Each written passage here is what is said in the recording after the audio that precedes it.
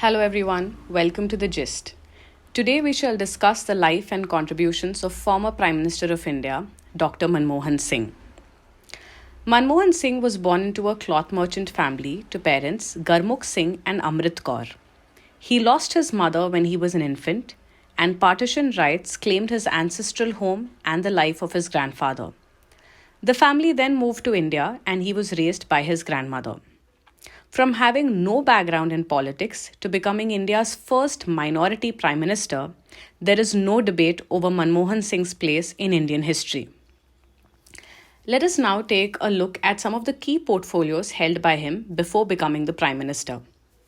His entry into public service was in the year 1971 as economic advisor to Commerce Ministry. In 1972, he was a chief economic advisor to Finance Ministry. 1980 to 82, he was member of the Planning Commission.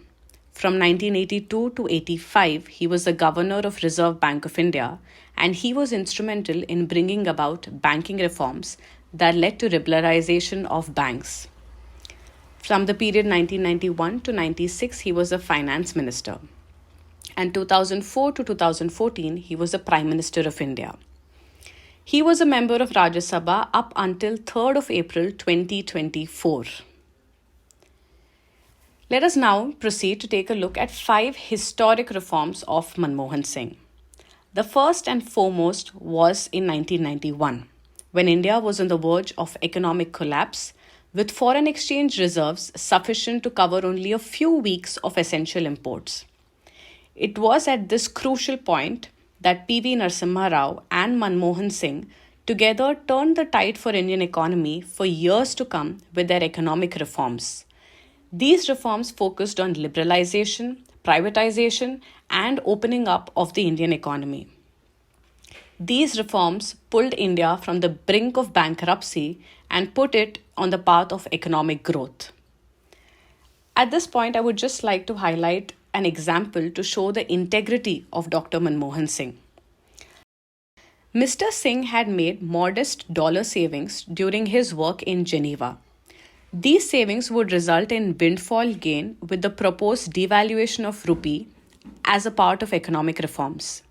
Mr. Singh brought this to the notice of the then Prime Minister and also submitted the entire gain from those to the Prime Minister Relief Fund. The next reform brought about during his tenure was the Right to Information Act. This act came into force on 12th of October 2005, and through this act, each citizen of India has the right to secure access to information. Within 30 days of request, information must be provided. This act has brought about transparency and accountability in governance. Next is Mahatma Gandhi National Rural Employment Guarantee Scheme. It is hailed as the largest work guarantee program in the world after its launch in 2005. This program guarantees 100 days of employment in every financial year to adult member of any rural household. As of 2022 to 23, there are nearly 15.4 crore Indians who are active workers and part of this program. And studies show that participation of women is higher when compared to men in this particular program. Reform is India-US nuclear deal. Manmohan Singh stirred this landmark agreement that strengthened India's strategic relation with the United States. This also demonstrated that he was a determined individual as he kept at this deal for 39 months.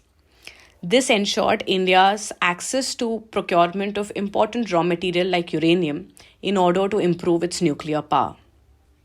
And finally, he was instrumental for the Right to Education Act, which made free and compulsory education a fundamental right to the citizens of this country. And in his words, he said, "I am what I am today because of education. I want every Indian child, girl and boy to be touched by the light of education." Despite these landmark reforms and his many contributions to the country, he was often labeled as the accidental prime minister. I would just like to cite an example here. During the India-US nuclear deal, the left threatened to withdraw support, which eventually they did. And it was Manmohan Singh who secured the support of Samajwadi Party in a crucial trust vote in July 2008 and turned the tables on the opposition, thereby demonstrating his political acumen and skill set. He is also called as the silent PM, but he met the press regularly, more often than any other prime minister in recent past. To quote senior Congress leader Manish Tiwari, Manmohan Singh during his tenure from 2004 to 2014 had met the press 117 times. He made it a point to have a press conference after every foreign trip that he would undertake. Thus, Manmohan Singh was truly a gentleman politician, an architect of economic reforms, an upright and humble individual, and an underrated prime minister who eventually triumphs. We thank Manmohan Singh for his many contributions and hope that his thoughts and his work continue to inspire us. That's all for the video today. Do stay connected so that you're always in the know. Thank you for watching.